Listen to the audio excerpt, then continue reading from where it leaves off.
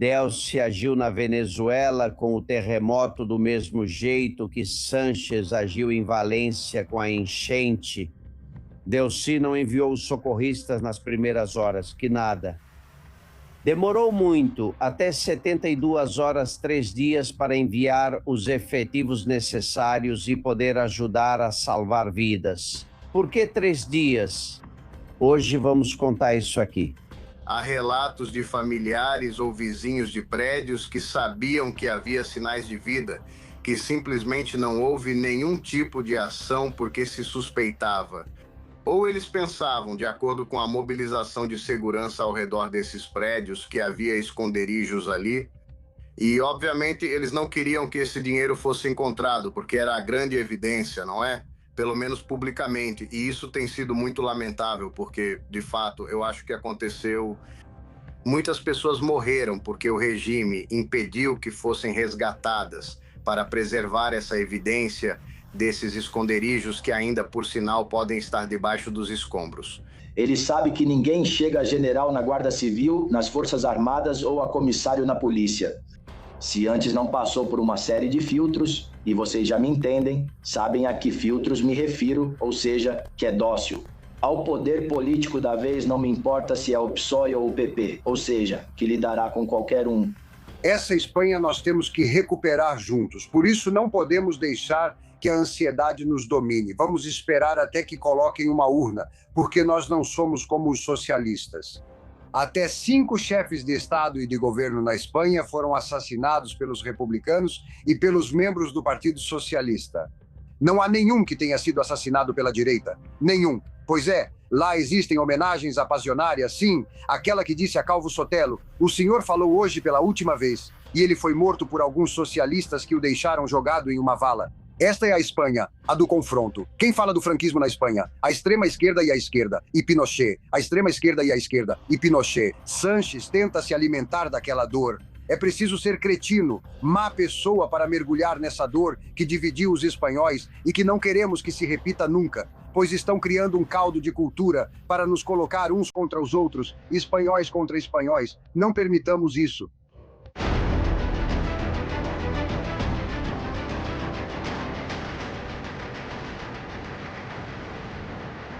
Castillón Confidencial de Albert Castillón.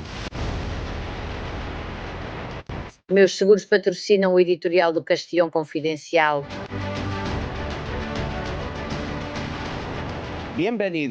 Bem-vindos, confidenciais. Força, honra e vamos em frente para defender esta trincheira da liberdade. Obrigado por apoiar este programa, por dar likes e por divulgá-lo.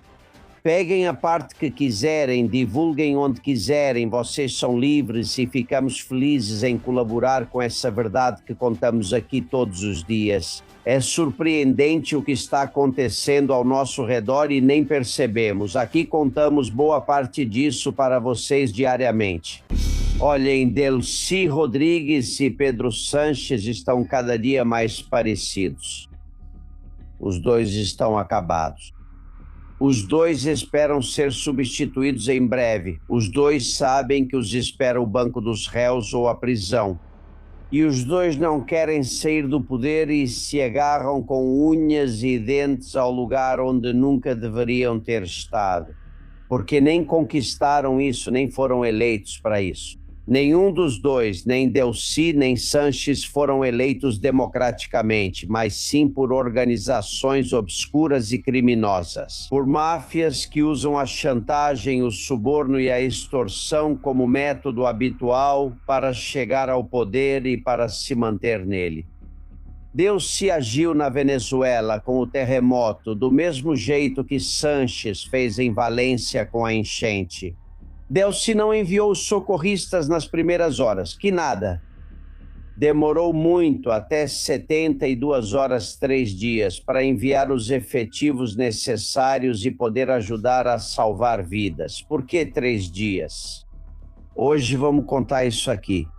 Mas é que Sánchez agiu da mesma forma? Na enchente de Valência e com a ajuda de Marlaska, de Margarita Robles, obedeceram fielmente à sua senhora, à sua santidade e não ajudaram o povo de Valência durante 3 dias e 3 noites.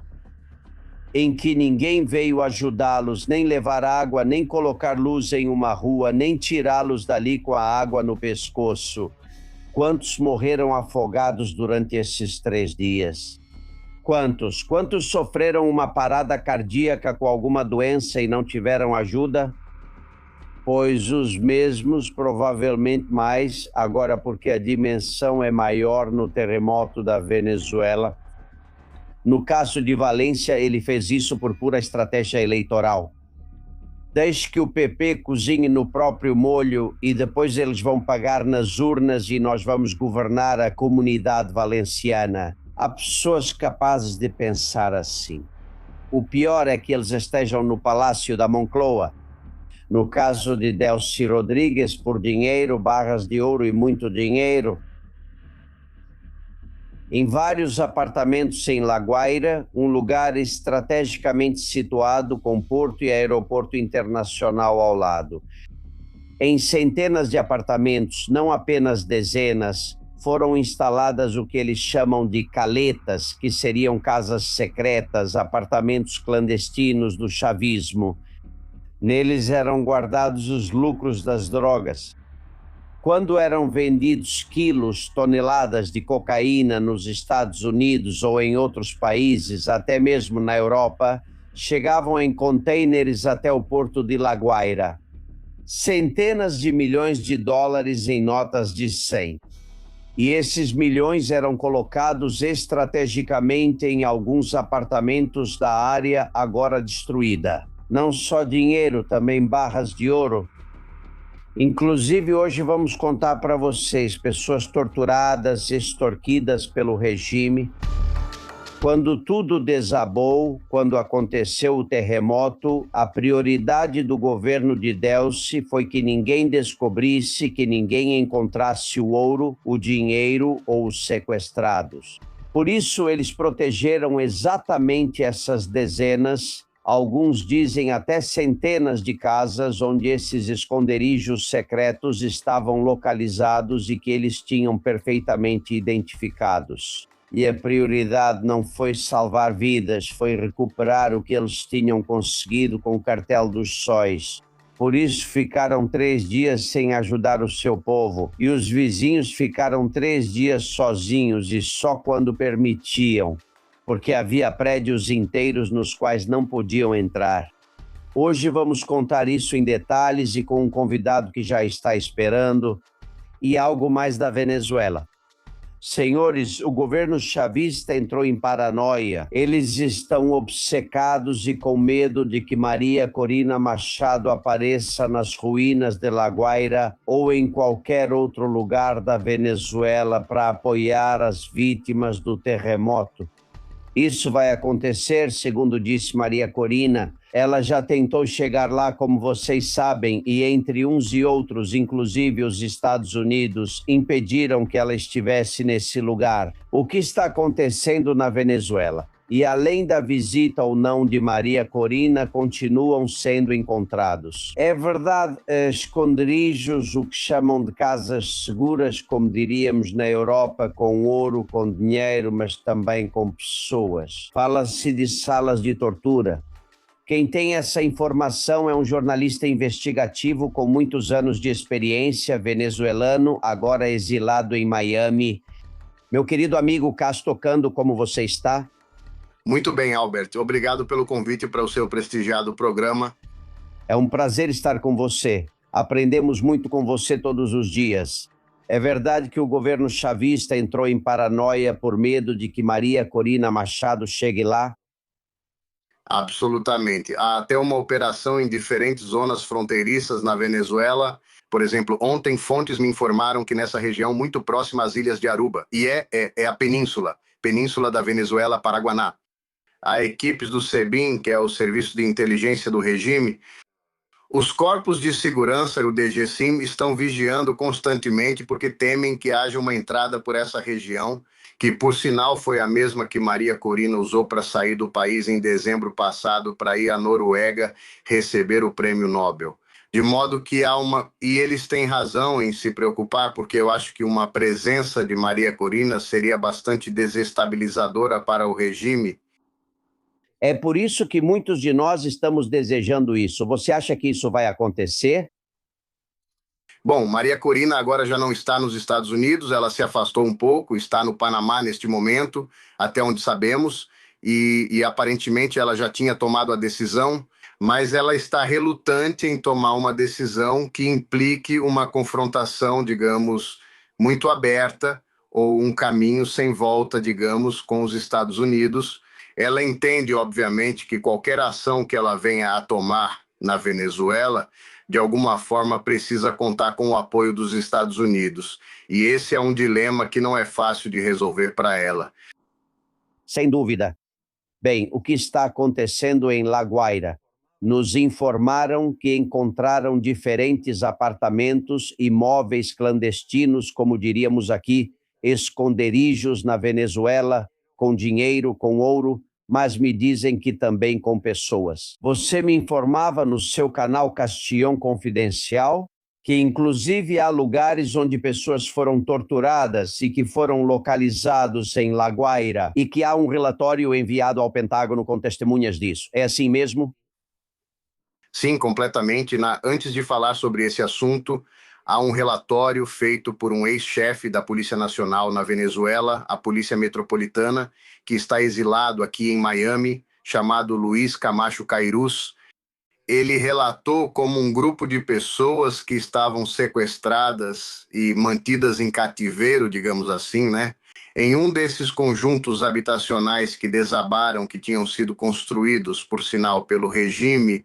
Curiosamente, o nome desse conjunto era Hugo Chávez. Lá, em um desses apartamentos, diz o policial, o chefe de polícia, havia apartamentos usados para abrigar pessoas que tinham sido sequestradas com fins de extorsão pelos próprios órgãos de segurança. E ele relata que uma dessas pessoas conseguiu sobreviver, ou um grupo importante. Depois que o prédio, né, o apartamento onde ela estava, que desabou, acabou matando os sequestradores, um grupo de pessoas do SEBIN, e essas pessoas conseguiram sair, entre outras coisas, porque conseguiram cavar essas paredes de isopor com as quais os prédios tinham sido construídos. E conseguiram sair depois de muitas horas tentando. E se salvaram provavelmente umas 15 pessoas, de acordo com esse relato. E isso é algo que confirmamos. Há fontes em Washington, neste momento, que estão participando nessa equipe que monitora constantemente a situação na Venezuela, de que não só haviam sequestrado, mas também existiam casas de tortura, e como se sabe na Venezuela, a existência de casas de tortura, casas privadas fora dos registros, não são prisões, né? São lugares escondidos que o regime utiliza para manter pessoas, seja porque são opositores ou porque simplesmente são contra o regime. E isso foi incluído neste relatório. Eu conversei com a pessoa que esteve, que fez parte dessa investigação, que foi transmitida, repito, ao Pentágono. Houve uma operação em La Guaira para esse tipo de ação completamente ilegal, que, por sinal, já foram denunciadas previamente aos organismos internacionais, como as Nações Unidas, por exemplo, e que os incluem em seus relatórios. E o Tribunal Penal Internacional? É impressionante, porque você fala de casto, de prédios com andares. Em algum deles podiam esconder, por exemplo, 100 milhões de dólares. Não estou exagerando, né? Olha, o negócio das drogas é um negócio muito lucrativo e faz muito, muito sentido. Essas casas de, digamos, de esconderijo, o que chamam de caletas na Venezuela, em inglês seriam stash houses, operam nessa área onde se concentram o porto e o aeroporto mais importante da Venezuela. Muito dessa investigação, muito desse dinheiro chega através de contêineres que vêm dos Estados Unidos. Há, de fato, uma investigação que foi iniciada pela DEA. Eu tive a oportunidade de conhecer a pessoa da DEA, o pessoal da DEA que estava encarregado dessa operação, dessa investigação, no porto de Jacksonville, e eu imagino que também foi feito em outros portos de onde saíam esses contêineres com dinheiro escondido, digamos, e há várias maneiras de como eles fazem isso. Eles, por exemplo, e isso faz parte de outra, Eles adquirem equipamentos industriais, tubulações, por exemplo, de grande porte para a indústria petrolífera, e dentro das tubulações, que são tubos muito grandes, eles colocam a quantidade de dinheiro que depois é enviada para a Venezuela, e ao chegar aos portos, obviamente, há uma operação para retirar esse dinheiro, armazená-lo e levá-lo para esses lugares. Muito perto, por sinal, do porto, na cidade de La Guaira, que foi devastada pelo terremoto, e tem sido um dinheiro que ficou, digamos, protegido por aliados do regime que moravam nessa região. Por isso, quando esse prédio desaba, quando muitos desses prédios realmente nos escombros ficou muito dinheiro, e por isso essa é uma das razões fundamentais pelas quais o regime não quis, particularmente Diosdado Cabello, não quis que acontecessem.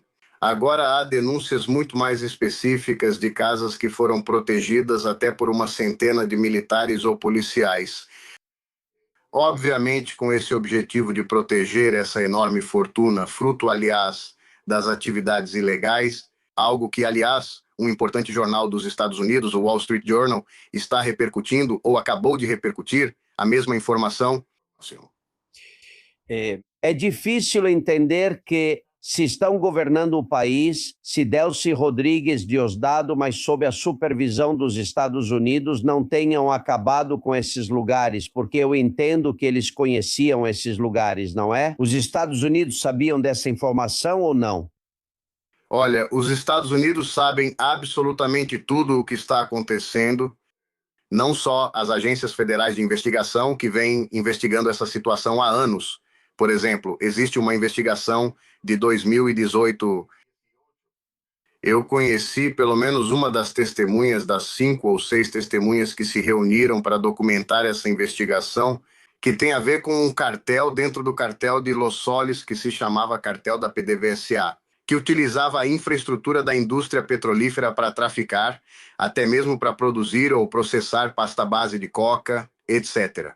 E dentro dessa organização existiam essas casas ou esses esconderijos, como se chama na Venezuela, e isso está documentado desde 2018, há até mesmo localizações ou espaciais através do Google, onde poderiam estar essas casas. Obviamente, a informação de 2018, isso deve ter sido modificado, mas isso faz parte das várias investigações que existem nos Estados Unidos, particularmente aqui em Miami, contra o que implica Delcy Rodrigues e outros operadores do regime, de modo que não é um tema novo, mas outra coisa importante que precisamos entender é que os Estados Unidos, que agora tem um contingente de 2.000 ou mais agentes, operadores, soldados, oficiais na Venezuela, também incluem, é claro, dentro de qualquer contingente, funcionários ou efetivamente alvos de inteligência militar, não é? Que é a famosa DEA, que é a Agência de Inteligência de Defesa, que é a agência responsável por coletar todas as informações,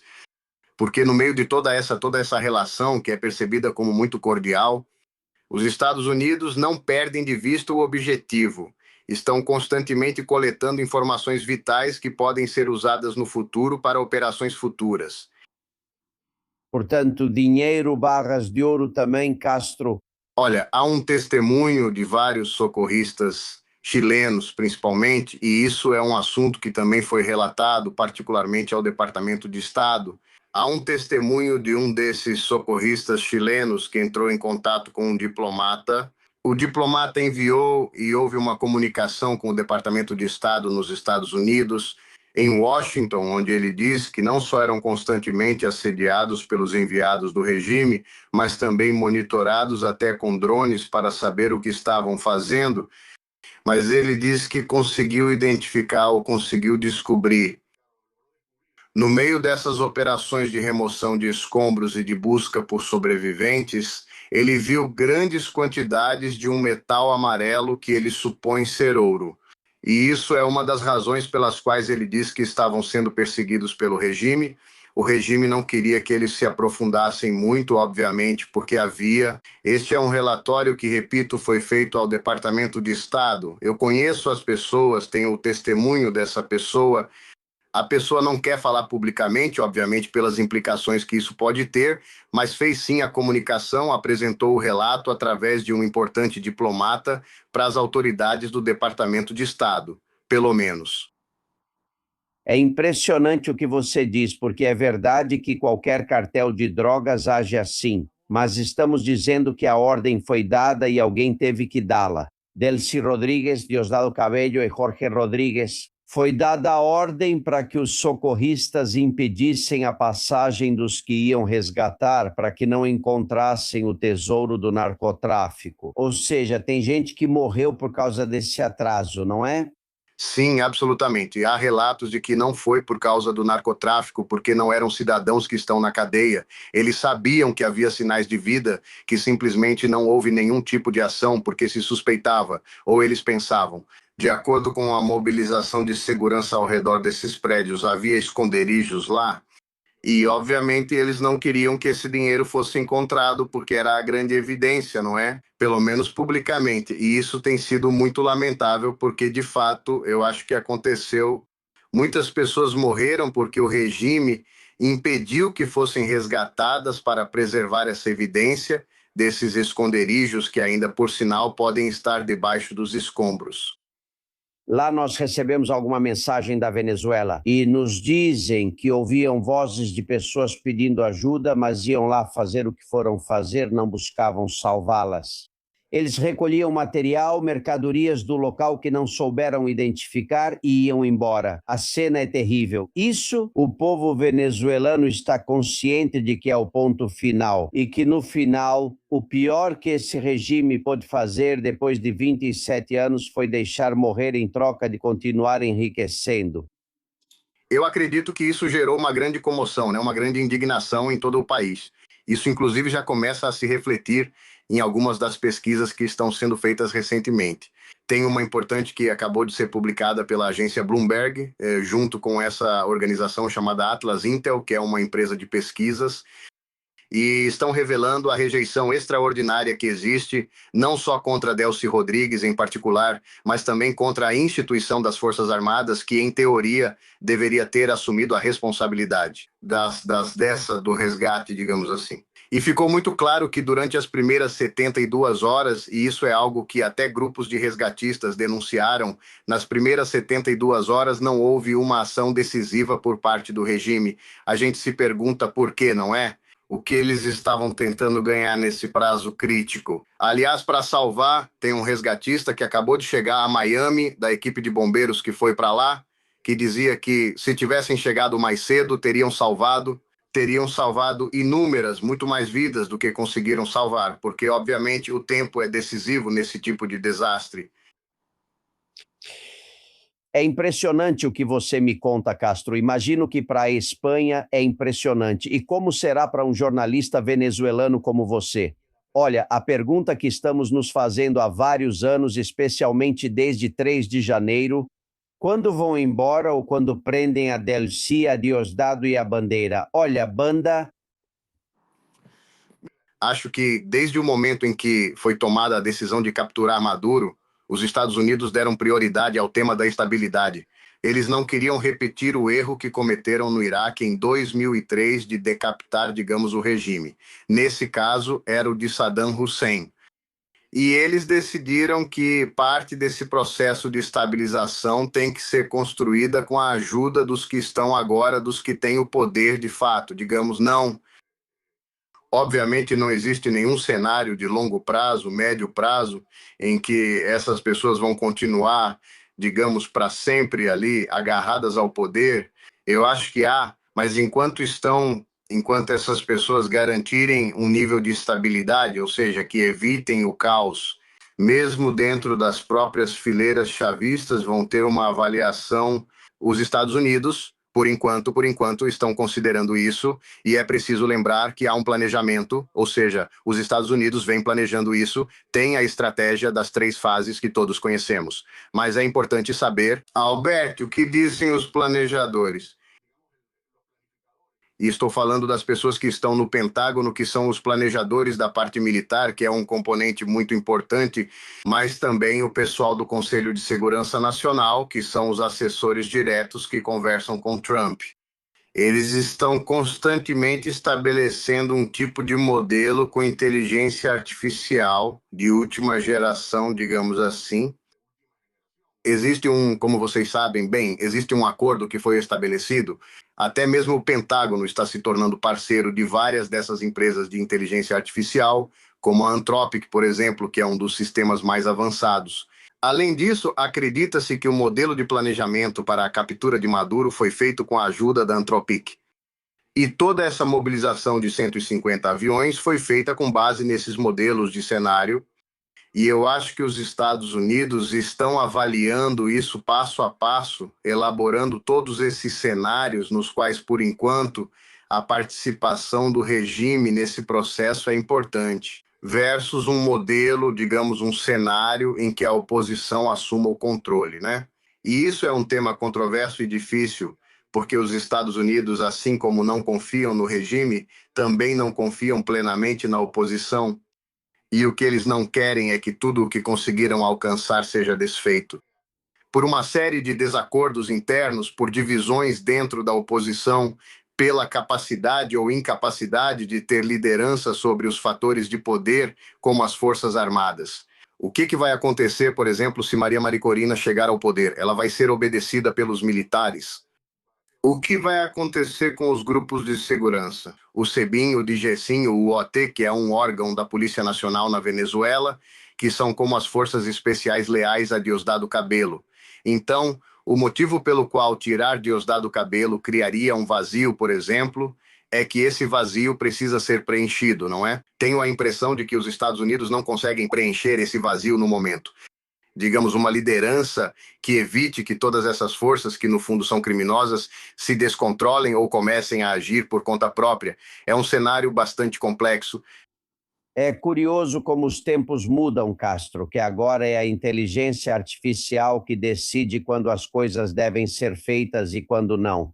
E a última pergunta. Aqui estamos muito esperançosos de que a justiça, a dos Estados Unidos, onde você está, capture e faça Rodrigues depor. Zapatero, além dos casos judiciais que ele tem na Espanha, e nos garantem que isso vai acontecer com Zapatero e com outros. Que informação você tem? Sim, eu acho que os Estados Unidos deixaram isso muito claro e eu também confirmei com algumas fontes aqui na promotoria de Miami. O caso de Zapatero foi alimentado, ou melhor dizendo, os Estados Unidos contribuíram com informações claras, chave, decisivas sobre essas operações de Zapatero. Zapatero tem muitos inimigos. Também, obviamente, nos Estados Unidos, ele foi um operador que trabalhou muito de perto com a administração Biden e com a administração Obama, mas principalmente com a de Biden. E há como uma sensação, uma impressão de que Zapatero faz parte dos inimigos de Donald Trump no mundo. E isso é uma sentença, digamos.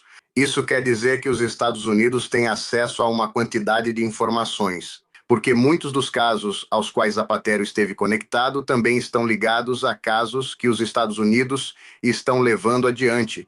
Entre eles, este caso que os Estados Unidos negaram, mas que sabem que existe, contra Delcy e Jorge Rodrigues particularmente, mas há muitos outros com grande participação, e eu acho que isso é um ponto, Alberti, no qual já não se pode voltar atrás, né?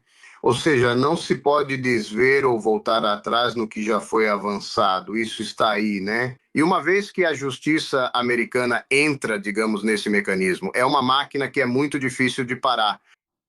E ficamos felizes que não pare, por favor.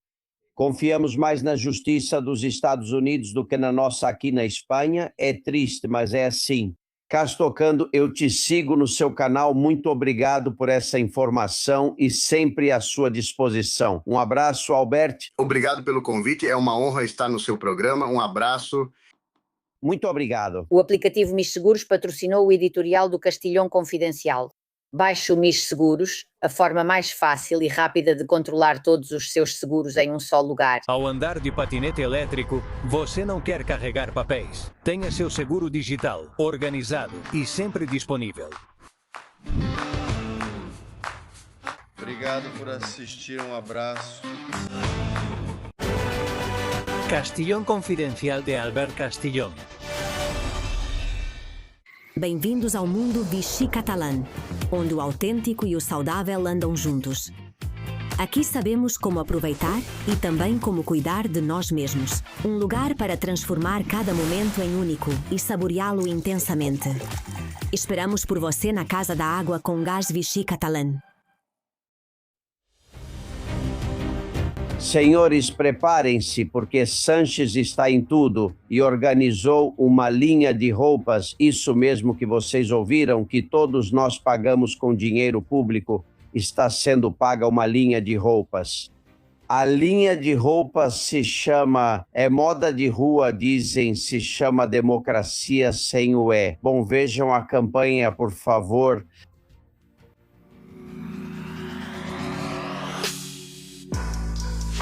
Eles estão lá no Congresso, são influenciadores habituais da revolta dos programas da TV pública, vocês já sabem.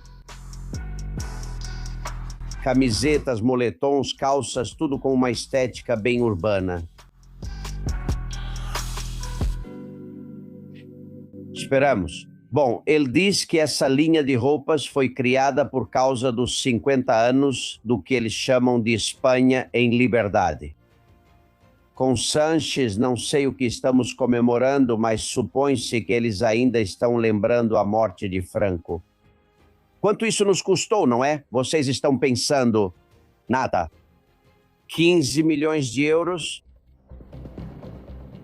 15 milhões de euros. Não há orçamento, não há dinheiro para doentes de ELA, para alguns medicamentos, muito menos para o atendimento domiciliar a pessoas com problemas. Mas para uma linha de roupas, sim, há 15 milhões de euros de dinheiro público. Senhor Carlos Marcos, como o senhor está? Muito bom dia, senhor Alberto. Muito bem. Você usaria essa roupa ou não? Pois não sei, porque sei que Amancio Ortega está muito preocupado com essa iniciativa de Pedro Sanches e eu, como bom galego, sou um admirador de Amancio Ortega. Mas eu destacaria, Albert, além da anedota, a cara de pau inaceitável que tem o presidente do governo espanhol. Ou seja, diante de tudo, um cara que tira 1 mês e meio de férias numa casa paga por todos nós para curtir o verão e agora tenta enganar as pessoas.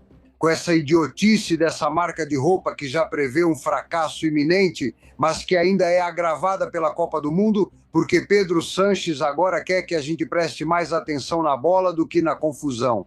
Estou muito feliz pela vitória da Espanha sobre Portugal e por irmos às quartas de final. Espero que seja campeã do mundo. Mas peço às pessoas que não se deixem confundir, que não se deixem enganar, porque a realidade que vivemos na Espanha é um verdadeiro desastre. Chega a beirar o desespero pela impotência que sentimos nós espanhóis por não podermos fazer absolutamente nada diante do sequestro da nossa democracia, porque ela está completamente sequestrada. E se ainda restava alguma dúvida, a votação do outro dia no parlamento, que exigia essa moção de confiança ao presidente Sanches, cuja resposta foi rir de todos os representantes do povo espanhol no Congresso dos Deputados. E aplaudir, que sem vergonha. Se afirmamos que você não tem maioria social, como mostram as pesquisas, nem maioria parlamentar, como provou a última votação. E você, como um grande autocrata que é, diz que não sai daí porque não quer. E você despreza a vontade popular, despreza a democracia, despreza nós, espanhóis. Do que diabos você está rindo? Sem vergonha. Sim, mas você ri. Bom, essa moda, para deixar claro, não vai ser vendida em lojas, vai ser sorteada nas redes sociais, não é feita como negócio, é feita como propaganda. E no final, quem paga são vocês. Quando forem pagar impostos, pensem que estão pagando o moletom, a influenciadora, 15 milhões. Neste país acontecem coisas estranhas, por exemplo, e nós contamos isso aqui há meses. A prefeitura de Blanes pegou 10 milhões de dinheiro público, vê o que você acha, Carlos, 10 milhões e colocou em uma conta em Andorra, porque dizem que lá rende mais. Eu digo hoje, por que não coloca em Dubai ou compra títulos da PDVSA na Venezuela, né? Ou sei lá, vamos ver, Gerardo Ortega, candidato à prefeitura de Blanes, como você está, amigo? Muito bem, muito obrigado pelo convite, Alberto. Olha, o que eu digo é que parece inacreditável. O que fizeram? Seguiram o caminho do Jordi Pujol ou o quê? Olha, que incrível. Sim, bom, esses 10 milhões de euros continuam em Andorra e, bom, agora que coincidência que depois da nossa transmissão ao vivo, né, nossa entrevista que fizemos há alguns meses, que coincidência que agora estou ouvindo rumores de que a casa pela qual foi feito o financiamento agora está à venda. É muita coincidência. O vereador, quem colocou a casa à venda? Jordi Calvet, Quem é? aquele que foi vereador de finanças de Blanes e que trabalha no Antibank, no qual essas conexões, né, onde conseguiram levar em ótimas condições o dinheiro da prefeitura, o dinheiro de todos, né, para uma conta em Andorra. Sim. Gerardo, de qual partido é esse vereador que tomou essa decisão? Olha, esse vereador é do Partido Socialista Operário Espanhol, do PSC na Catalunha. Entendi. E como é que ele é vereador em Blanes e trabalha em um banco de Andorra? É complicado, não é tão perto. Bom, Agora ele já não é mais vereador, tá? Como contamos há alguns meses, ele renunciou em agosto de 2025, certo? Só para contextualizar um pouco, tá? Para os espectadores, Blanes é um município de Girona, na Costa Brava, aqui na Catalunha, certo? Aqui, PSC e Junts, partido do Puigdemont, governam juntos em coalizão. E, repito, até agosto do ano de 2025 havia esse vereador Jordi Calvet, certo? Que era quem movia os tentáculos. Pela prefeitura de Blanes, ele tinha mais influência do que o prefeito, certo? A partir daqui, em novembro, é quando acontece, certo? Essa entrada, essa transferência de 10 milhões dos cofres municipais para a conta bancária do BAN em Andorra, certo? Então, aqui o que eu me pergunto é, esse senhor foi se aproveitar da prefeitura de Blanes como quis, certo? Para colocar seus festivais e suas coisas aqui em Blanes. Depois que percebeu que aqui já era terra arrasada e nada mais podia tirar de Blanes, ele foi embora, atuou como intermediário nesses 10 milhões e ainda sempre sai ganhando.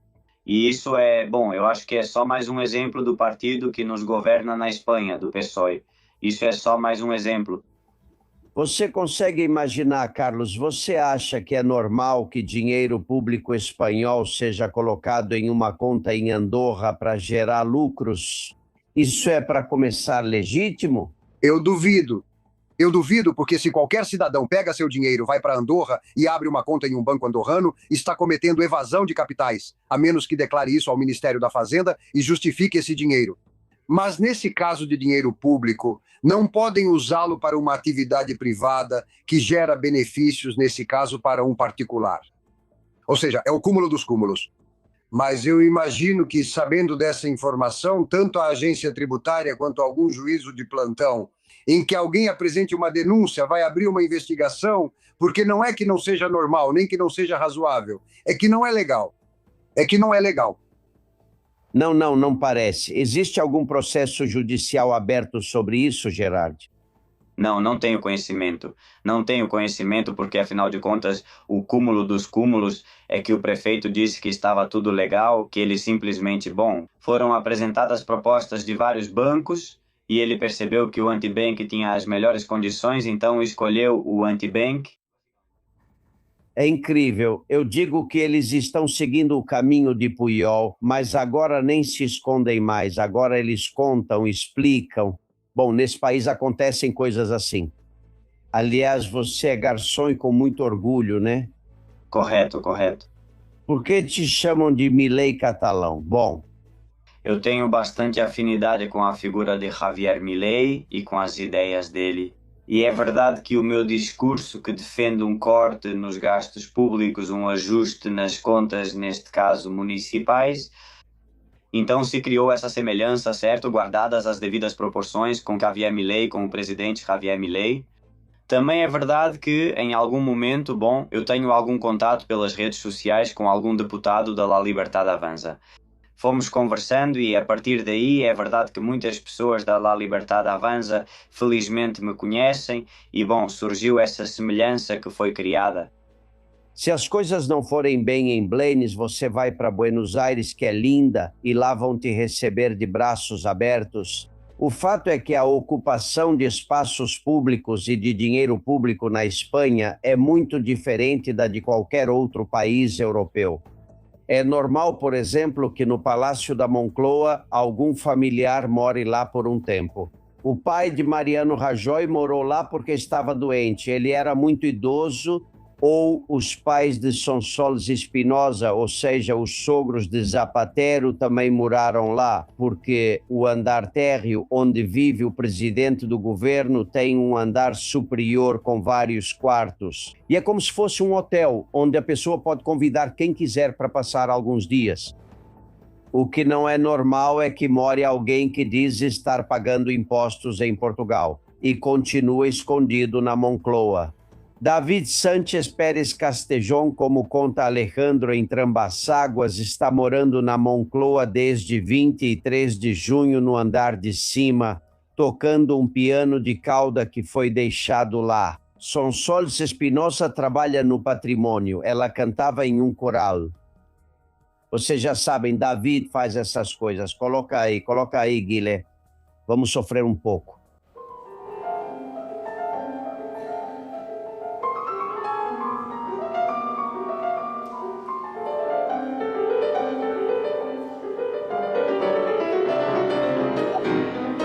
É uma obra-prima de David Sánchez. Como você gosta, dá para ver na sua cara, Carlos. Poxa, a essa hora da manhã você coloca esse barulho, sinceramente acho que você quer me irritar de novo e a gente sempre começa mal. Não é barulho, é música. O problema é que você não entende música contemporânea. Deve ser isso, deve ser. Isso, fazer isso. Ele toca piano no segundo andar. Agora começo a entender por que Sánchez está com uma aparência cada vez pior e com a saúde cada vez pior. Ele está no térreo aguentando isso e está lá, escondido, quase não sai, tocando o piano e aproveitando o tempo que lhe resta em liberdade. Porque a qualquer momento isso vai se tornar público. Diziam que esta semana sairia a sentença contra ele e ele pode pegar anos de prisão. Ou ele ou Begonha, ou ele, ou talvez os dois, ou talvez nenhum. Em quem você aposta? Qual dos dois iria para a prisão primeiro, Carlos? Eu acho que nenhum dos dois vai para a prisão. Acho que vai haver penas leves pelo tipo, no caso da Begonha, uma pena leve, mas ela vai ser condenada, tenho certeza, mas não de prisão. E no caso do David, possivelmente também não vá para a prisão, porque o que me interessa é saber qual vai ser a condenação do Gallardo, que era o presidente da Diputação. E ele fez todas as trapaças possíveis para que esse homem passasse nessa prova em total desigualdade de condições com os outros candidatos, como de fato aconteceu. Isso ficou comprovado na audiência. Por isso duvido, embora você saiba que acredito na justiça, independentemente do que aconteça ou de quem seja condenado. Mas, neste caso, temo que os esforços que Moncloa está fazendo podem dar resultado. Vamos ver o que acontece, mas lembrem-se, oficialmente, fiscalmente, ele está morando em Portugal. E foi um escândalo que a agência tributária não tenha aberto um processo, na verdade abriu, e disseram que não havia nada de estranho. Você pode receber da Diputação e aparentemente morar em Portugal, em um lugar onde não morava e se escondia na Moncloa. É tudo para fazer uma série da Netflix sobre política e sobre corrupção, não acha? Mas veja que o Ministério Público, nos dois casos, pede a absolvição, tanto da Begonha quanto do irmão do Sánchez. O Ministério Público depende de quem? Pois é, o Sánchez está levando isso ao extremo. E não é impossível, e há precedentes judiciais nesse sentido, mas o fato de o Ministério Público pedir a absolvição, pelo menos garante um alívio na condenação. Por isso eu te digo que espero uma condenação bem leve para Begonha. Inclusive, enfim, pode acabar em uma multa econômica, pode acabar em algo assim. E quanto a Davi, eu acho que vão tentar absolvê-lo, desde que Gallardo assuma a culpa pelo capricho do irmão de Sánchez. Acho que teremos novidades sobre isso esta semana. Parece que sim. Bem, senhores, estamos recebendo muitas informações sobre a Venezuela. Depois voltamos aos escândalos de corrupção daqui. Mas para mim é incrível ver milagres como este que vocês vão ver. Depois de 11 dias, uma mãe com 3 filhos vivos, alimentando-os com leite materno durante 11 dias, saíram debaixo dos escombros. Esse menino que vocês veem na fotografia 12 dias depois é algo impressionante o que a natureza humana faz. Já nos contou Castor que lá também não houve ajuda durante 3 dias, assim como não houve na enchente de Valência. Em Valência, por cálculo eleitoral de Sanches, não importava se as pessoas morressem ou se afogassem lá porque tinham dinheiro e ouro escondidos. E primeiro vinha a paz, depois as pessoas. No fim, será que chavismo e sanchismo são parecidos, Carlos? Já dissemos isso várias vezes aqui. Todos os autocratas têm algo em comum. E no caso de Sanches é perigosíssimo porque ele é um autocrata iniciante, então ele não conhece os limites nem mesmo de uma autocracia. E, portanto, Sanches está agindo como um perfeito ditador. Faz exatamente o que lhe dá na telha e não reconhece nenhum tipo de controle. Nem o parlamentar, nem o social, nem nada. Ou seja, ele despreza absolutamente qualquer filtro dos que a democracia impõe, justamente para evitar que um governante possa agir ao seu bel prazer, até mesmo acima da lei. E Sanches está fazendo isso. E faz com uma naturalidade, ou seja, com uma frieza própria de um chefe da máfia siciliana. É preciso ter sangue frio para saber do sofrimento vivido nas ruas, com famílias que não conseguem encher a geladeira ou chegar ao fim do mês. Famílias obrigadas a fazer as malas para que seus filhos tentem a vida lá fora. Enquanto este tenta encher o censo eleitoral espanhol com imigrantes ilegais, não importa de onde venham ou o que tenham feito. Lembro você que os antecedentes criminais já não são um requisito levado em consideração na hora de conceder nacionalidades. Portanto, a situação é, ao meu ver, insustentável do ponto de vista democrático e do ponto de vista da inteligência de uma pessoa mediana normal. Não é aceitável. Qual é a realidade? Que Pedro Sanches continua lá, que ele não vai sair dali, porque ele usa uma carta que é uma grande armadilha e prejudica muito a estrutura democrática da Espanha, que consiste em saber que seus aliados pró-assassinos etarras do Bildu, ou seus aliados separatistas da esquerda republicana, golpistas catalães, ou seus aliados do Junts, ou seus aliados do Bloco Nacionalista Galego, preferem que continue a corrupção de Sanches antes de promover eleições, porque disseram isso claramente. Eles não se importam com a vontade expressa nas urnas pelo povo espanhol. Eles não querem que a direita governe na Espanha. E diante disso, vêm os cartazes de 36, não é? Você se lembra do não passarão? E passaram. E aqui vai acontecer o que tiver que acontecer. Mas o povo espanhol precisa de uma mudança. Precisa revitalizar nossa democracia. Estão roubando ela de nós. Eles demonizaram o regime de 78, que deu origem à Constituição, que proporcionou à Espanha o período mais longo de paz em toda a nossa história. Eles querem acabar com isso, porque eles precisam das ruas em chamas.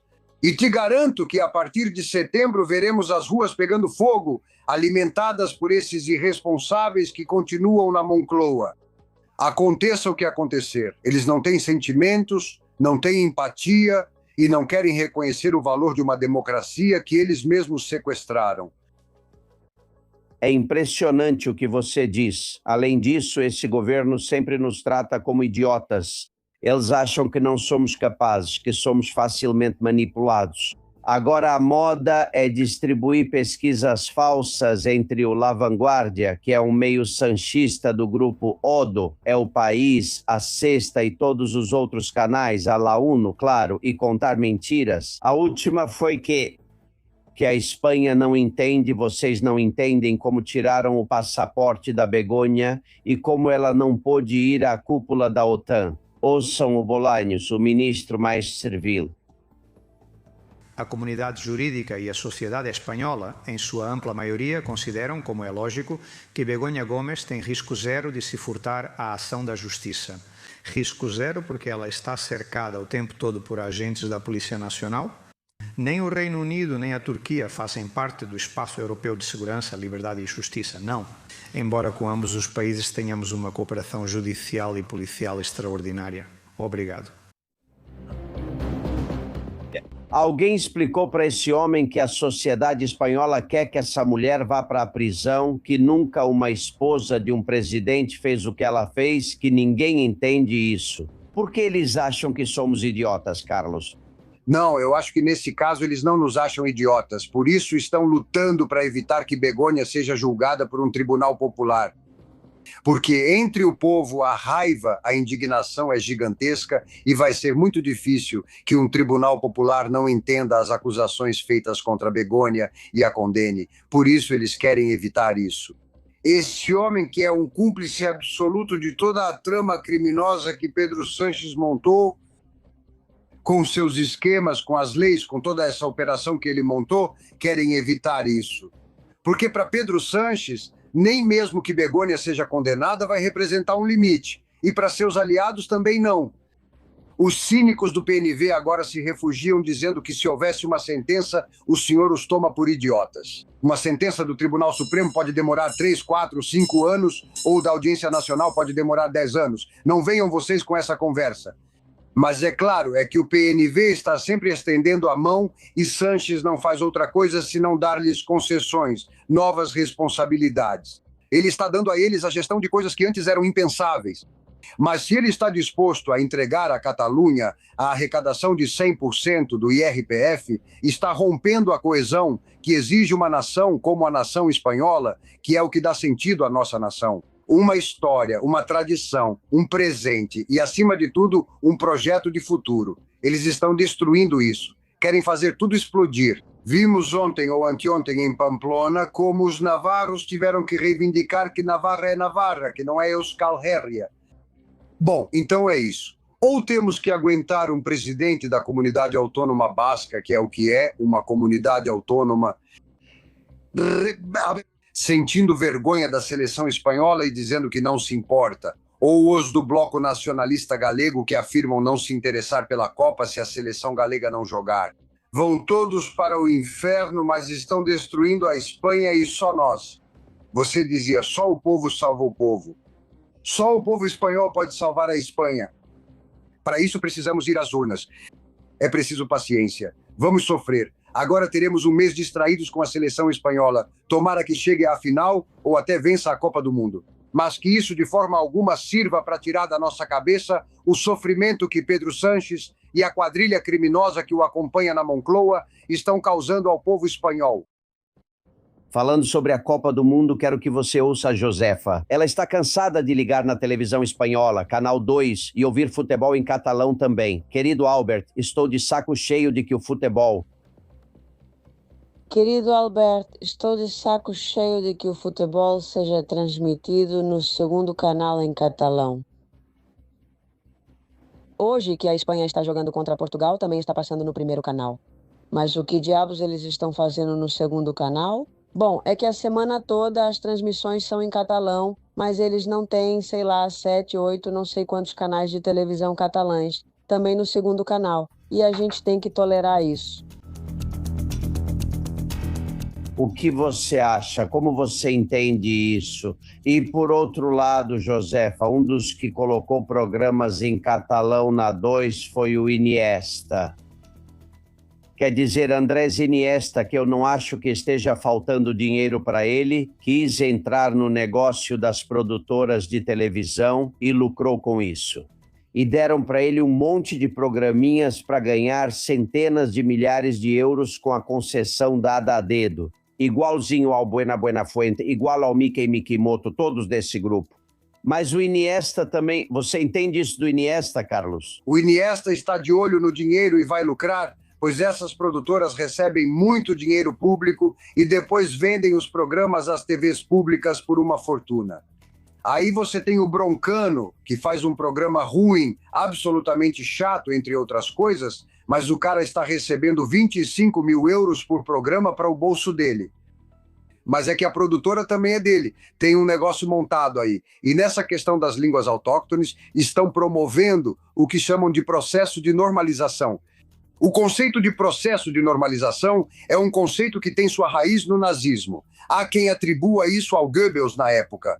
E consiste em impor um critério, neste caso linguístico, nas comunidades onde existam duas línguas. Para quê? Para marcar ainda mais a diferença. Ou seja, os catalães nacionalistas e separatistas entendem que para que essa república imaginária em que eles vivem seja uma realidade, todos são obrigados a falar catalão. E se não, te multam por colocar uma placa em espanhol no seu comércio. E se não, na escola te ignoram. E se não, as crianças não são levadas para determinados acampamentos. E na Galícia, o Bloco Nacionalista Galego tenta fazer isso, às vezes com uma permissividade por parte do próprio Partido Popular que chama a atenção. Vale lembrar que o Bloco governou em coalizão aqui por só 4 anos. Portanto, as políticas linguísticas têm mais a ver com as políticas do próprio Partido Popular do que com as do Bloco. Mas, de qualquer forma, esse processo de normalização, as pessoas precisam saber que não passa de uma imposição, uma obrigação. Eu me lembro disso quando estava na faculdade, fazia um trabalho sobre a socialização dos dependentes químicos. E acontecia, depois de fazer muitas pesquisas e de ter trabalhado com eles, que quando um garoto ou uma turma não se envolvia com drogas, não fumava maconha ou não se injetava, eles eram isolados, eram marginalizados. Porque o grupo entendia que era um grilinho falante que incomodava a consciência deles. Nisso acontece exatamente a mesma coisa. Pouco a pouco vão fechando os círculos. E se você não aceita isso e se submete a essa ditadura de uma minoria, porque digam o que disserem, é uma minoria, mas que grita muito mais do que a maioria silenciosa, todos nós vamos estar submetidos a esse critério. E assim estão sendo dados passos todos os dias. O que eu não vejo é nenhum passo para reforçar a espanholidade do nosso país. A Espanha precisa, como disse um ministro, acho que se chamava José Ignácio Beres na época, referindo-se às crianças catalãs, disse: é preciso espanholizar as crianças catalãs. Devemos espanholizar as crianças do país para que se orgulhem de ser espanholas. Porque a Espanha é um grande país, com uma grande tradição, com uma história brilhante. Diga o que disser essa mexicana maluca, que eu acho que consome entorpecentes, e todos os idiotas que a seguem, querendo condenar hoje Hernán Cortés ou Cristóvão Colombo, uma turma de caipiras medíocres que jamais na vida teriam descoberto a América ou qualquer outra coisa, e muito menos teriam construído as igrejas e as universidades que Hernán Cortés promoveu no México. Cometeu erros? Talvez sim, mas eu não posso julgar a história, eu estudo a história. E o resultado da presença espanhola no México é absolutamente brilhante, brilhante. Amigos, vocês falam em várias mensagens sobre a espanholidade. A lei dos netos ainda a diminui cada dia mais. Ouçam Raul Sisto e prestem atenção na última mensagem. É de Sérgio, ele está na Lituânia. O voto por correspondência é um terreno fértil para votos cativos. Imaginem que eu sou o prefeito de uma cidade de 3.000 habitantes e quero me reeleger. Então eu pego meus funcionários temporários na prefeitura e digo: não se preocupem, vocês vão continuar comigo. Mas para que eu possa te ajudar, preciso que você me ajude. Eu preciso continuar sendo prefeito. Como eu faço isso? Bom, é muito fácil. Me garanta 15 votos pelo correio. Depois vou até o senhor que precisa de uma licença para algo meio estranho. Falo para ele: olha, vou te dar, mas com as eleições e troca de governo não posso garantir nada. Preciso de 15 votos por correio, e assim com 30 pessoas. Para 30 pessoas, 15 votos por correio. Façam as contas. Em uma cidade de 3.000 habitantes, veja o que alcançamos.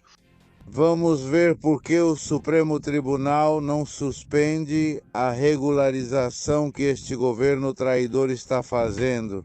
Já pediram isso desde a Comunidade de Madrid até o Vox, o Partido Popular e outras pessoas particulares. Estou começando a compreender certas coisas que o Supremo Tribunal está fazendo. E é suspeito, mas muito suspeito. Sou casado com uma mulher que é de um país da União Europeia. Temos 2 filhas nascidas na Espanha. Minha esposa trabalha há 22 anos para uma importante subcontratada de uma grande e poderosa empresa espanhola. E não só negaram a nacionalidade para ela 2 vezes, como também negaram a residência. Não só dão a nacionalidade para quem não merece, como também nós que vivemos no exterior. Como é o caso das minhas filhas ou o meu próprio caso, não conseguimos renovar ou fazer as carteiras de identidade. Qual é o motivo disso? Assim como Sérgio, estou recebendo uma infinidade de mensagens. Pessoas que vivem há até 30 anos na Espanha não deixam votar e agora vem alguém que nunca vai pisar neste país votando. E o segundo amigo Sisto tem razão, que espera um tribunal para parar isso. Porque já entraram com ações, mas são muito lentos. E agora em agosto, sabe, Carlos, os tribunais não funcionam. Por quê? Hoje sim, pedindo voto... Sem nenhuma dúvida, Albert, Você vai se lembrar de Giorgia Meloni em um discurso, acho que foi até em Madrid, quando ela disse que a nacionalidade italiana não se dá de presente. Sim, nós espanhóis não podemos dizer isso. A nacionalidade espanhola está sendo dada de presente. Aquilo que era um valor que supostamente nossa presença na Europa reforçava nosso valor como espanhóis, isso já não vale mais nada. Hoje qualquer um pode ser espanhol, qualquer criminoso pode se tornar espanhol. E isso precisa ser dito em voz alta. E é curioso, porque eles argumentam, as pessoas que defendem essas posições dizem, claro, porque a direita quer baixar os impostos. E claro, se baixarmos os impostos, como vamos manter os imigrantes que vêm para a Espanha? Mas você não está dizendo que os imigrantes melhoram a economia, os dados e contribuem mais para a Seguridade Social? Então precisamos reduzir impostos, pois se eles trazem riqueza, qual é a verdade? Não vem para trazer riqueza. É claro que pessoas talentosas do mundo inteiro podem vir para a Espanha, trabalhar, se integrar e ajudar no progresso da sociedade. E a todos esses damos as boas-vindas. Isso se chama imigração legal e regulada. Mas o que estão me dizendo que esses pobres homens que vêm em um barco cruzando o mar vão nos tirar dos problemas, arriscando a vida para que quadrilhas mafiosas fiquem ricas, cobrando deles por um transporte que nem sequer garante a própria vida deles no mar. E tudo isso é aplaudido pelo totus revolutus. Porque quanto mais gente desse tipo nós trouxermos, quanto mais se desintegrar a fisionomia, o perfil da nossa espanholidade, melhor para eles. Quando a Espanha deixar de ser um valor absoluto, reconhecido, protegido e defendido pelos espanhóis, então eles terão vencido. Os apátridas, aqueles que não ligam, igualdade. Vota você amanhã se quiser que mudem os semáforos em Sebastopol. O que diabos te importa Sebastopol e os semáforos de Sebastopol? Pois aqui querem que votem até mesmo para impor um governo. Já falei isso várias vezes, presta atenção. Um dia os muçulmanos vão contar nos dedos das mãos quantos são, e quando perceberem que na Espanha há 8 ou 10 milhões que seguem essa religião, que obedecem cegamente ao Alcorão e organizarem um partido político, teremos problemas como já aconteceu em outras cidades europeias. E isso vai acontecer. Mas enquanto isso, nossos compatriotas bascos, expulsos de sua própria terra pelos assassinos da ETA, e há 30 ou 40 anos tiveram que ir embora para não levarem um tiro na nuca. Para esses não se reconhece nenhuma lei que lhes permita votar no País Basco. E por isso, Herri Batasuna, os assassinos da ETA, herdeiros da quadrilha assassina, esses estão ganhando eleições e têm 195 prefeituras. É o partido que mais prefeituras tem no País Basco. Como é possível que em uma terra de gente inteligente, de gente empreendedora, como foi o País Basco, a maioria possa votar nos herdeiros dos assassinos? Como é possível? Por que limparam o censo? Por que expulsaram 250 mil bascos espanhóis que poderiam ter sua vida nessa terra espanhola, que poderiam conquistar tudo pelo futuro deles? Vão impulsionar suas empresas, eles foram expulsos, estão fazendo um censo sob medida, vão ganhar. E Pedro Sánchez foi o idiota útil que os ajudou a reforçar essa posição. Porque eu te lembro que hoje Otegi, sequestrador terrorista condenado, é um homem de Estado, segundo Pedro Sánchez. E com essa variação na escala de valores, na qual já nos tornamos poucos, porque começamos a normalizar coisas que são verdadeiras barbaridades e que fazem tanto mal, não ao sentimento espanhol, não, ao compromisso com a Espanha que nossos políticos deveriam ter e que não têm. Sim, essa é a realidade. E falando desse compromisso com a Espanha, há um general aposentado da Guarda Civil, Garrido Roca, que escreveu uma carta pedindo ao DAO da Guarda Civil que, por favor, vá para casa, que deixe o cargo. Estamos falando de Manuel Llamas, que, assim como a diretora-geral da Guarda Civil, estão até o pescoço. É possível que acabem na prisão, mas continuam agarrados ao cargo, porque Sánchez disse para aguentar ou ser forte. Vai saber o que ele disse para eles.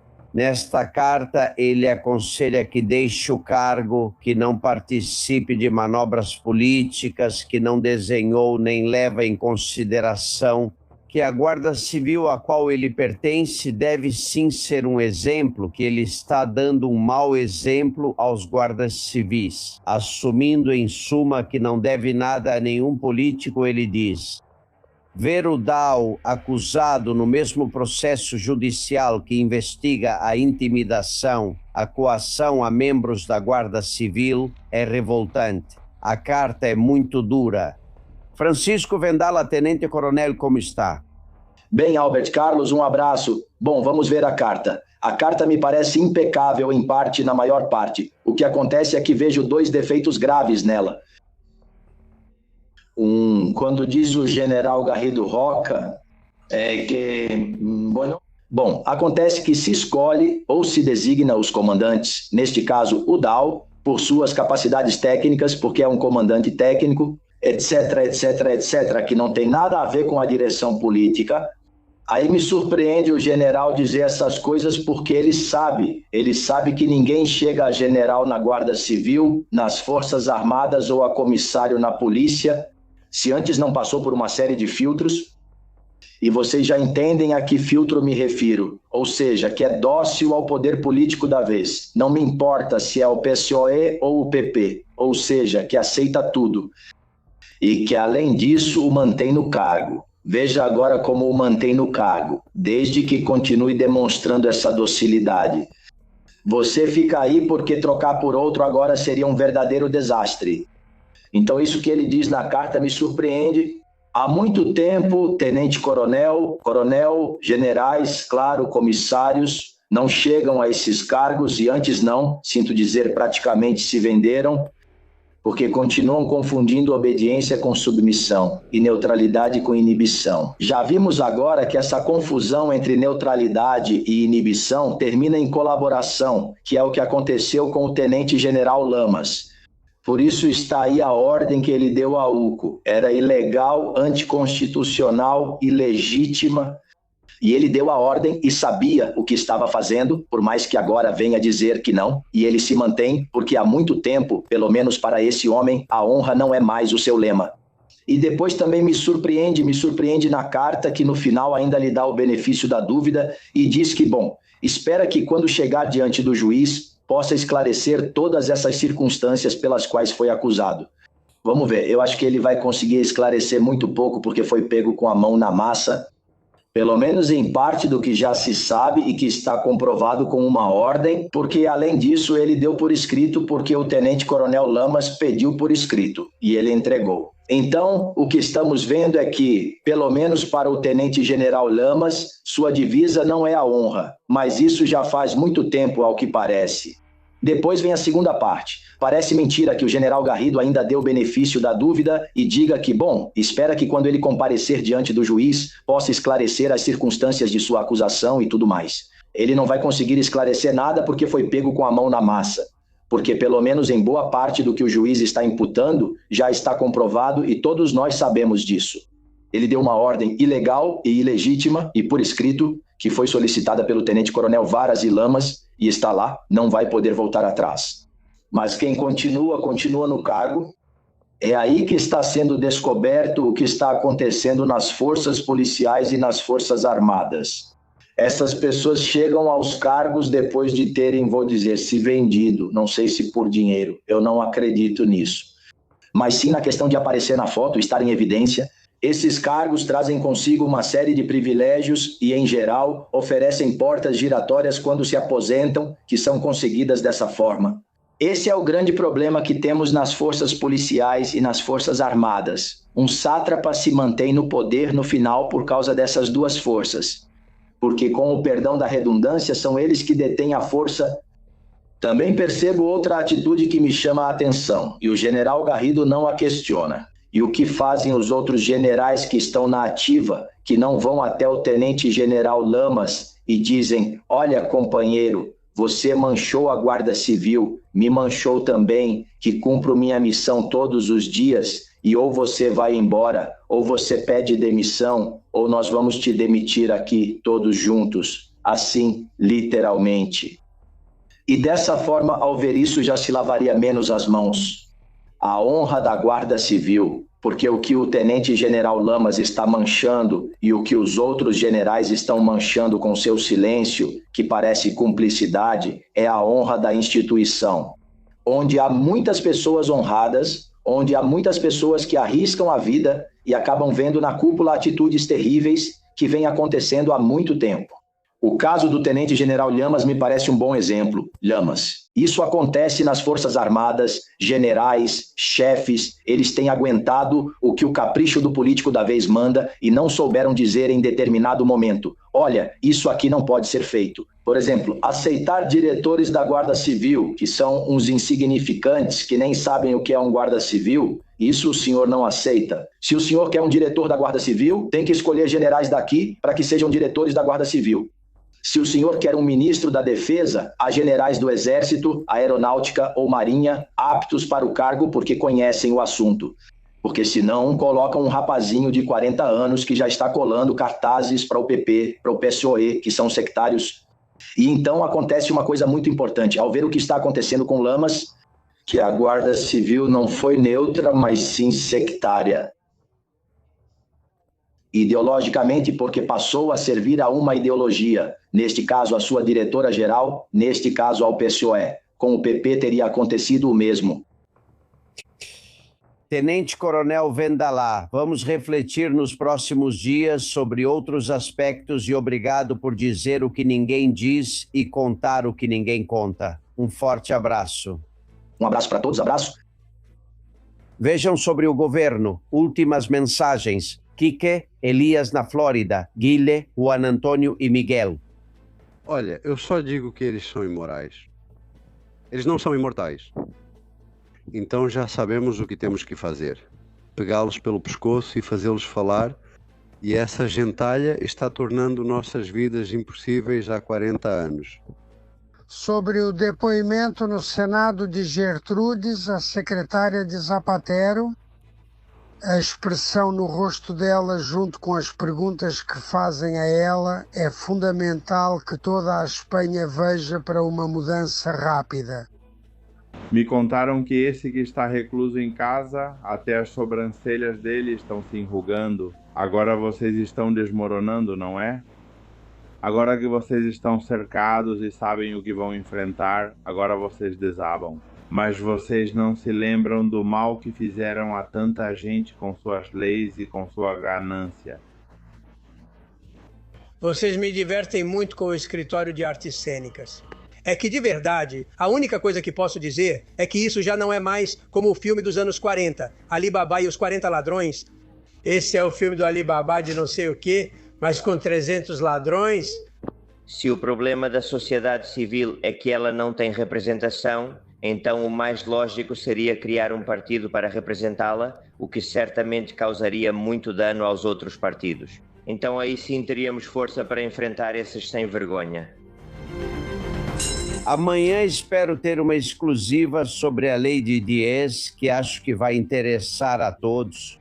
E me dizem que Zapatero está deprimido, não só Julito Martínez, que está em tratamento, mas também Zapatero, que não sai de casa, não recebe ninguém, não entende o que aconteceu. Você acha que o ex-presidente Zapatero vai fugir da Espanha ou não? Olha, não sei, Alberto. Nessa Espanha de hoje, qualquer coisa é possível. Veja só, este país, claro, ouvir a Vendala faz você pensar que existem espanhóis comprometidos, bons, que estão sofrendo horrores porque não entendem nada do que está acontecendo. Albert, vivemos em um país onde se você usa uma bandeira da Espanha no pulso ou em um broche, pode levar uns tapas na rua porque atacam pessoas que usam bandeiras da Espanha. Mas estamos em um país onde é permitido queimar uma bandeira da Espanha ou queimar fotografias de chefes de Estado, onde temos a diretora-geral da Benemérita sendo investigada e nada acontece, o DAO sendo investigado e nada acontece, ao ministro dos Transportes, o mais poderoso economicamente, preso, ao secretário de organização do Partido Socialista, que já esteve preso e aguarda julgamento. A esposa do presidente, ao irmão, ao Zapatero, estão todos metidos na mesma coisa? A fortuna ainda sem explicação de José Bono, outro socialista ilustre, daqueles que se gabavam, imagino que também deve concordar com Zapatero, que ser socialista é ter muito pouco e estar disposto a dar muito. Neste país que estamos construindo, essa mistura de merda, com o perdão da palavra, por que é isso que estamos fazendo? Neste país não se pode viver em paz. E já a paz social é fruto de muitos anos de esforço dos espanhóis para que venha uma quadrilha de criminosos destruí-la, acabar com ela, nos colocar uns contra os outros. Eles estão nos colocando uns contra os outros. A polarização da qual reclamam é produzida pelo próprio governo e pelo próprio Pedro Sánchez. E pelo valentão do Orangotangueste de Valladolid, e pelo Oscar López, e por toda essa gente que se dedica a semear o ódio. Porque esses caras inventaram o crime de ódio para odiar.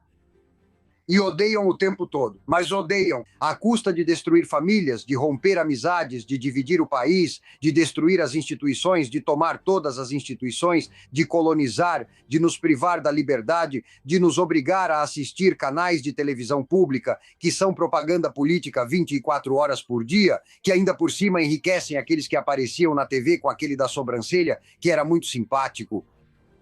Essa Espanha nós temos que recuperar juntos. Por isso, não podemos deixar que a ansiedade nos domine. Vamos esperar até que coloquem uma urna para nós, porque nós não somos como os socialistas. Até 5 chefes de Estado e de governo na Espanha foram assassinados pelos republicanos e pelos membros do Partido Socialista. Não há nenhum que tenha sido assassinado pela direita, nenhum. Bom, pois aí há homenagens à Passionária. Sim, aquela que disse a Calvo Sotelo: o senhor falou hoje pela última vez, e ele foi eliminado por alguns socialistas. Deixaram-no jogado numa vala. Esta é a Espanha do confronto. Quem fala do franquismo na Espanha? A extrema-esquerda, a esquerda e Pedro Sánchez tentam se alimentar daquela dor. É preciso ser cretino, má pessoa, para mergulhar nessa dor que dividiu os espanhóis e que não queremos que se repita nunca. Pois estão criando um caldo de cultura para nos colocar espanhóis uns contra os outros. Não permitamos isso. É um excelente conselho para encerrar a conversa de hoje. Vou seguir com outras histórias e, Carlos, é sempre um prazer ter você aqui. Obrigado, Carlos Marcos. Um abraço, amigo. Vamos para a redação em 1 minuto. Você está ouvindo Castilhão Confidencial. Quando minha mãe morreu, herdei as dívidas dela e fiquei sozinha. Depois veio a Covid. Passei meses sem receber um centavo. Cheguei a precisar de ajuda psicológica. Se você está em situação de insolvência, entre em contato conosco e vamos te dizer se você cumpre os requisitos da lei da segunda oportunidade. Sindeuda Group. Sua segunda oportunidade. O ouro alcança recordes históricos. Joias que você não usa mais podem resolver muitos problemas financeiros, mas como saber onde confiar? Javier Peno é confidencial e trabalha há 36 anos comprando joias, diamantes, ouro e relógios de marcas renomadas como Cartier dos anos 80, 90 e 2000 e sempre oferece a avaliação mais alta. Ele tem 6 lojas em Cádiz e a matriz fica em Madrid, na Rua Arenal, número 7, não se engane, porque o número 7 traz sorte. Por esse preço, você fica perto da Puerta del Sol e eles não fecham ao meio-dia. Ninguém vai te pagar mais. Se quiser falar com o Javier, ligue para ele da nossa parte no 90 e 159 30490 e 159 30491, 593 9 159 30491. De toda a confiança. Vamos para a redação do programa Susana Gás. Conte para a gente. Seguimos Alberto na redação do Castilhão Confidencial, recebendo mensagens, opiniões e histórias dos nossos confidentes, como José Manuel Fernandes, que diz: tomara que possam ler minha história. O delírio daqueles da lei dos netos é uma aberração. Eu sou de Barcelona. Minha esposa é dominicana e estou há 34 anos na Espanha. Não dá para entender. Aliás, ela contribuiu mais que qualquer ministro do governo. Nossa filha nasceu na Espanha e foi morar e trabalhar no Reino Unido há 12 anos, onde nasceu nosso neto. Faria algum sentido que, quando ele for maior de idade, pudesse votar nas eleições dominicanas, só porque é o país de origem da avó, um país que ele nunca pisou e provavelmente nunca pisará na vida, a não ser que vá passar férias em Punta Cana. Recebemos outro relato da Karim, direto de Londres. Saudações desta espanhola de Bilbao, chamada de fascista por não apoiar a independência. No dia em que o País Basco cair nas mãos do insuportável e criminoso Otegi, que se prepara não só o País Basco, mas toda a Espanha. O País Basco é Espanha até que alguém me prove o contrário. Sou fã do Carlos Marcos Rancanho e de todos os seus colaboradores. Espero que leiam e repassem este comentário. Às vezes acordo de mau humor, pois hoje tantas coisas acontecem na Espanha, um país que já foi uma das 8 maiores potências mundiais. Esse canalha do Pedrito Sanches acabou com tudo. Também nos escreve, neste caso, Rosa diz: para uma pessoa comum não teriam devolvido nada, absolutamente nada. Então não somos iguais perante a lei, não somos iguais. Ela se refere evidentemente ao passaporte de Begoña Gomes. O PP diz que a Espanha está em um esgoto, os espanhóis sem sangue.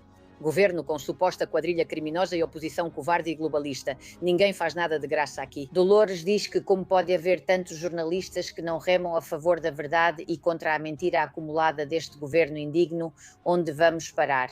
Tomás questiona porque devemos ser benevolentes com Begoña para que ela vá à formatura da filha, mas Vito Quiles não pode sequer sair na rua. Suzy diz que devemos defender a liberdade de expressão e opinião, a democracia, e ela acredita que está em perigo. Também, por outro lado, Eletricidade diz que os tribunais são lentos quando querem, realmente quando querem.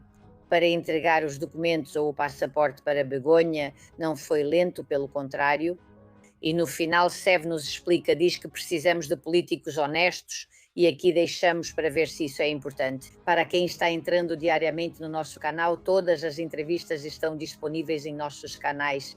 E também há um jornal digital maravilhoso, de muito sucesso, que é accionconfidencial.com, que é gratuito e vocês também podem se inscrever e ficar bem informados. Obrigada, Albert. Obrigado, Susana. Marta nos enviou uma mensagem e ela está absolutamente certa. Ela diz: eu não posso votar em um município onde tenho uma casa porque não estou registrada lá. Mas os cubanos, sim, eles poderiam votar na Espanha mesmo sem estarem registrados. Alguém pode me explicar isso? Qual é o seu motivo? Bom, e Antônio? Antônio faz muito bem. Ele não assiste televisão. Escute. As pessoas já estão deixando de lado o sistema, deixando de lado a televisão paga, a televisão comprada pelo governo e toda essa história de manipulação. Ontem quis ver o jogo da Espanha, que assisto pouco, decidi ver o último jogo, mas no fim percebi que não tinha os canais sintonizados. Para vocês saberem o que eu vejo na TV, é que eu não tenho interesse em assistir televisão. Muito obrigado. Cara, é que para assistir ao jogo da Espanha, sintonizar o canal 1 da televisão espanhola, eu entendo que você não tenha sintonizado. É muito saudável que seja assim. Parabéns. Bom, Maria Tereza está em Montevidéu. Eles estão reclamando da onda de calor na Europa, na Espanha. Ouçam ela. Bom dia, Sr. Albert. De Montevidéu, Uruguai, com um frio extremo. Tivemos o que se chama de graupel, que não é realmente neve. Se chama graupel. À primeira vista parece neve, mas não é. Mas é tão perigoso quanto a neve. Também enfrentamos chuva e neve. Estamos passando por momentos muito difíceis, Sr. Albert. Um forte abraço. Olha, um pouquinho desse frescor para a Espanha e para toda a Europa não nos faria nada mal. Estamos sufocando com a segunda e terceira onda de calor. Bom, mais ainda, esse meme do Freud Lannister, muito engraçado. Sanches está em coletiva de imprensa e isso acontece. São os capangas da imprensa. Antes de mais nada, peço desculpas pelo cheiro forte ao apresentar o Plano Estatal de Fertilizantes, pois esse campo foi adubado. Mas, presidente, ainda não adubaram. Então é esse cheiro de esgoto e sauna que eu carrego comigo e que nunca sai, maldito. É isso mesmo, é verdade. Ele foi para um terreno baldio inaugurar uma fábrica de fertilizantes que ainda não tinha sido construída. Só pode ir a lugares bem distantes onde não tenha ninguém para que não o chamem de filho de eu gosto de fruta. Vocês já sabem do que se trata. Bom, tem mais uma. É uma IA da Begoña ligando para o Sanches. Quem me enviou foi o Henrique. Pedro, quero que prendam Vito Quiles. Ele me expôs ao ridículo diante de todos os espanhóis. Mas, querida, o juiz já disse que ele era inocente. Não me importa. Quero ele preso. Escuta, Marlasca. Dê ordem de busca e captura para Vito Quiles. Quero ele preso esta noite. Olá, chefe. Mas de que vamos acusá-lo? Não há nenhuma ordem contra ele.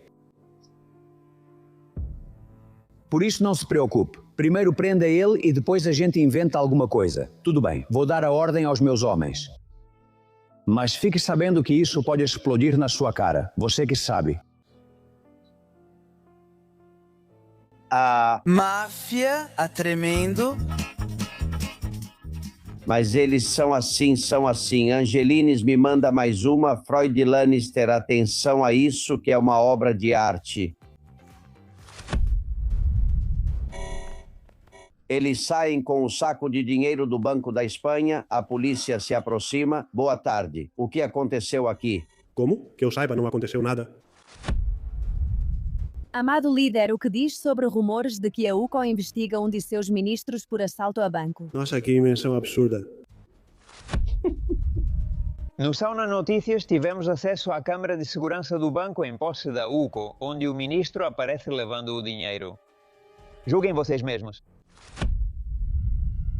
Não entendo a decisão do juiz ao pedir minha imputação e afirmo que colaborarei com a justiça para provar minha total inocência. Julgar Lopes com a bolsa de dinheiro na mão. Dos vídeos onde aparece o ministro assaltando o banco, tem gente que diz que alguém parecido com você observava o assalto e que você era... Sanchez suando com uma nota de 500, quando o ministro... Deixemos a justiça agir. Por ora, expresso meu apoio e peço respeito à sua presunção de inocência. Estou completamente convencido da sua honestidade. O que vocês acham? É para brincar ou não? Algum dia vamos pegar vocês assim, porque, poxa, joias, cofres, dinheiro a rodo, laranjas, falta isso, falta a cena, não é? O momento em que você pega ele com a mão na massa. Bom, muito obrigado pelas doações da Maria Gaona, que nunca silencia em vocês. Um beijo, Maria. Do Jordi Valor, que contribui todo mês, da Maria Garcia, do Vicente. Vocês são meu café. Da Yolanda Garcia, da Maria Alicia Herrero, muito obrigado, e do Manuel Martins Sanches. Muito obrigado a todos, porque sem vocês essa máquina não funciona. Bom, e para terminar, tem uma mulher, me dizem que é uma boa humorista, que fez uma esquete sobre autônomos e a Núria me enviou. Eu me sinto assim. Fechão. Olha, espera um momento, vamos ver. Olha, eu não sou pobre, eu sou autônoma. Na rua, senhor, me desculpe muito. Não tem problema. Aqui está, e me desculpe muito. Quem doa pede desculpas e devolve. Sou autônoma, não se preocupe. Toma para você ir se virando. Autônoma, obrigada. Autônoma. E agora vai recolhendo, porque, claro, autônoma. Antes diziam, não tenho trabalho, tenho 3 filhos. Agora, para conseguir uma doação, tem que dizer, sou autônomo. É a pura verdade, amigos, é assim que estamos. Amanhã vai ser melhor, com certeza, ou não, não sei. Espero que vocês estejam aí. Obrigado por manterem a trincheira bem vigiada. Até amanhã a todos.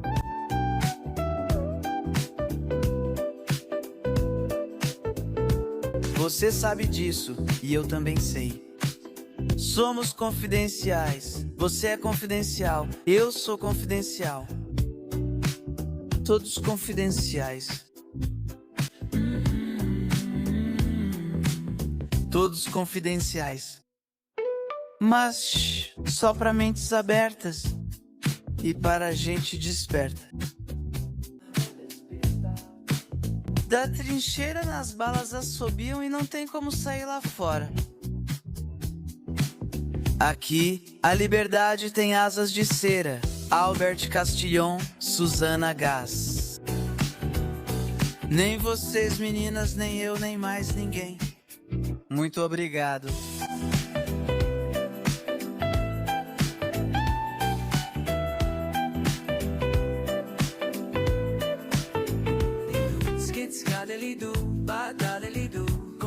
Obrigado.